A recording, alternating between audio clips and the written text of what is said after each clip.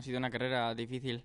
La verdad es que, bueno, también durante el fin de semana no ha ido perfecto. Esta mañana hemos tenido una caída extraña, hemos tenido que cambiar la moto y, bueno, en la carrera creo que he hecho una buena salida, estaba manteniéndome bien hasta que he cometido algún que otro error y he empezado a distanciarme de los primeros. Pero bueno, he hecho lo máximo que he podido durante la carrera. Creo que empezar con un tercero está muy bien. Quiero dar las gracias al equipo y también a toda la gente que está a mi alrededor.